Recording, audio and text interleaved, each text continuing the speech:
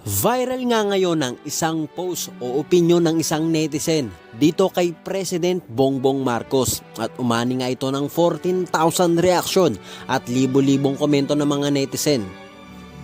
Grabe ang effort ko nung eleksyon para manalo ka. Akala namin ipagpapatuloy mo ang nasimulan ni Tatay Digong. Malaking mali, walang natuloy. Binilog mo ang ulo ng mga Pilipino, kunwari itutuloy mo para makuha mo kami. Ang galing mo talagang manlinlang. Kanya-kanyang panahon lang, Mr. President Bongbong Marcos.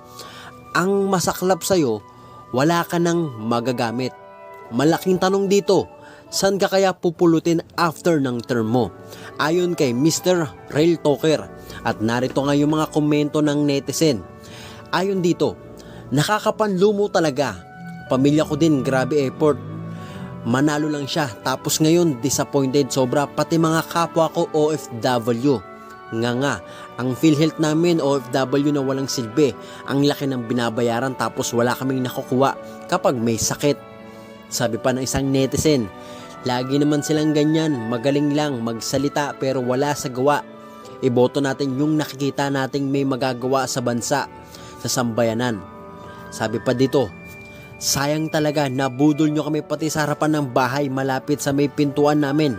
Ang laki ng tarpaulin na inilagay ko na mukha mo. Kasi proud na proud ako sa'yo, sobra. Pero ngayon pati damit na may mukha mo, di ko na kayang isuot dahil nakakahiya. Kaya naman ano ang masasabi mo rito? Mag-comment ka naman dyan sa comment section nyo na natin yung pag-uusapan. At huwag mong kakalimutan na mag-like, share, and follow sa ating Facebook page. Ganun din sa ating TikTok account na Mondogs para hindi na kayo mahuli sa napapanahong balita dito sa ating bansa. Maraming salamat.